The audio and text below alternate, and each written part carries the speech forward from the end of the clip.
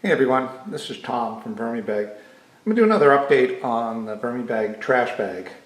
I added more cardboard to this earlier in the week, and I mean it's a really waxy, real shiny cardboard. Like I said, I haven't been real picky on this. I want to see what happens with a lot of this cardboard, but the outer layer of this is really shiny. I'm not sure if it's a wax or a plastic, but I figure at some point I'll find out when it breaks down. And I also added into here some paper plates. So I know they're waxed or something too. And I'm going to see how everything seems to be breaking down. I haven't had any issues at all yet. Later today, when I get done, I'm going to go ahead and add some more cardboard today. Some pie crust, some Klondikes, some Natural Valley, and some ice cream bar things.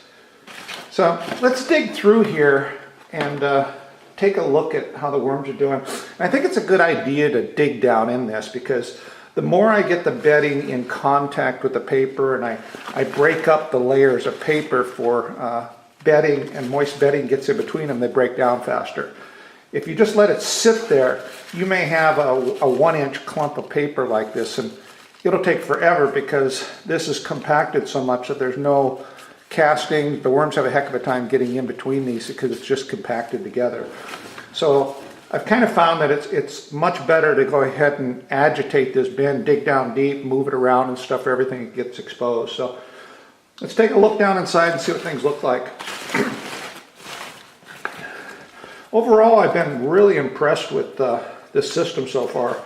I'm just surprised how many worms are in some of these areas. I mean, the worms are everywhere in this bag.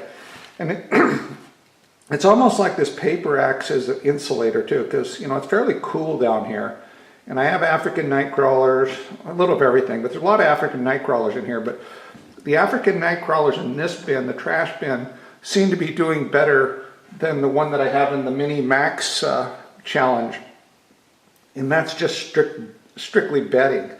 So I'm thinking that a lot of this cardboard and stuff that's in here acts as an insulator. The paper that's down below is definitely starting to break down pretty well. Let's just pull the whole bottom up here. Anywhere you go, there's worms. I mean, they're all over this stuff. And all I'm adding, add a little bit of my bedding, and then, of course, tons of cardboard, any type of cardboard product, whether it's waxed and then I add a little bit of food every once in a while just to give them some type of nitrogen source. And you can see there's a little bit of food left over there, but look at those clump of worms and the night crawlers right here with this food. The paper is still, it's obviously paper still. It hasn't broken down to a point, but it's starting to fall apart with the corrugations and stuff. It was like some just regular brown paper, it looks like. And they're just, I guess it's a napkin. The worms are just tucked in between it everywhere.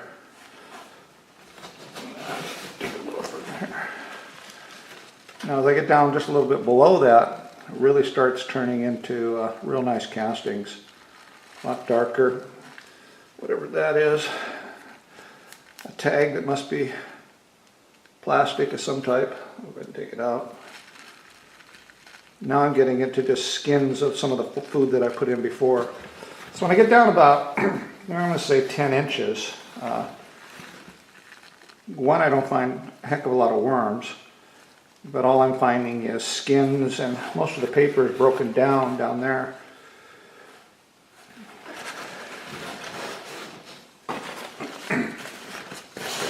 Dig some from this other side of them, bring it all the way from the bottom and flip it over. So this is down, probably a good 12 inches.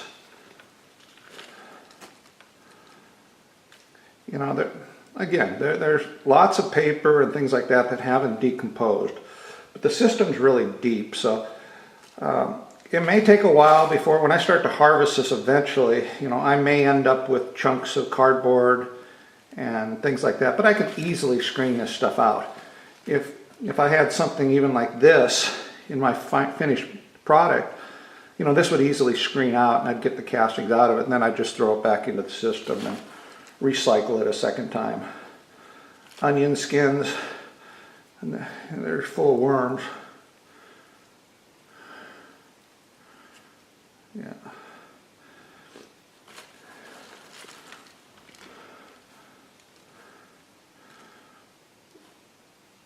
Pretty interesting though. I mean, I wouldn't have expected that the worms would do so well with all this cardboard.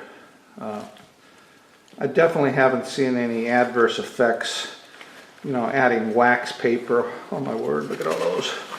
Look at all the worms right there. There's a little bit of food in here.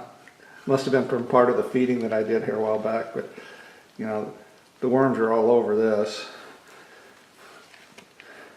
But they're slowly working this paper down. I think it's, by feeding big chunks like this, you're gonna have to be just a lot more patient. I mean, if I had shredded up this piece of cardboard that came out of a Raisin Bran box, I mean, it'd probably be gone by now. But again, it's deceiving how much volume of cardboard is in here, because this takes up basically no space at all. It's paper thin. But if I took this and shredded it, it would be a great big handful of shredded paper. So if I shredded all the cardboard that was in here, it probably wouldn't even fit in here because it would expand out. I have all the air gaps and stuff on it.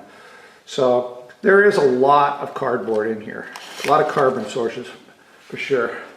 And I'm going to add more. I'm just going to keep adding the cardboard, agitating this system up. So I get this stuff down to the bottom, get it exposed to the castings, mix it up where I don't have big chunks of cardboard layered together without some type of material in between them. And then today I'm going to go ahead and add a few more pieces of cardboard in here that I have. I'm going to get rid of this stuff, and I don't want to throw it away. Again, when I go through a lot of times, I'll go ahead and rip up some of the existing pieces. I mean, that's a big piece of cardboard. So I'll rip them into a little bit smaller pieces. Granola bars. And a cardboard box with some ice cream bars.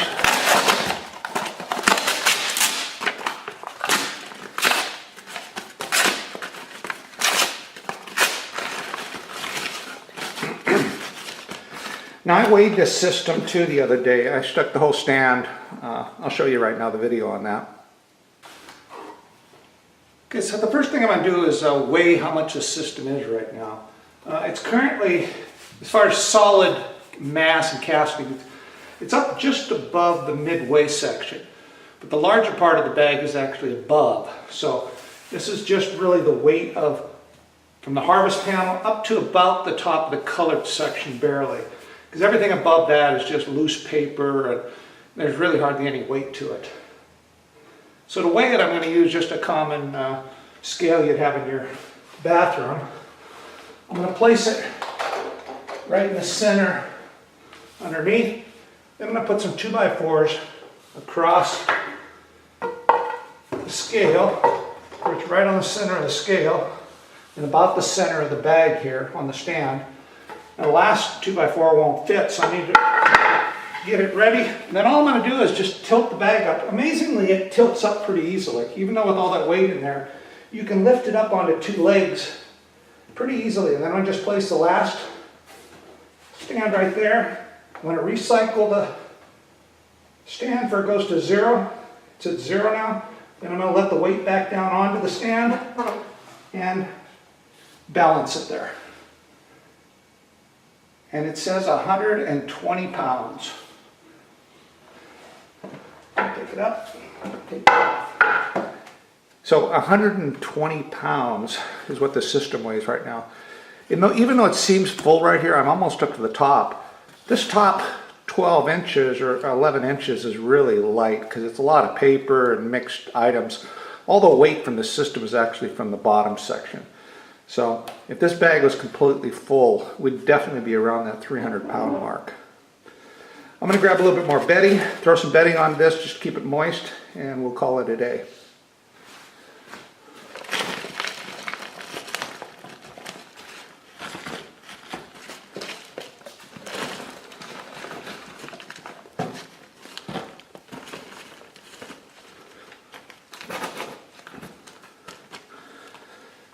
So that's it. It's Tom from VermiBag. I'll do another update on this next week. Till next time, ciao.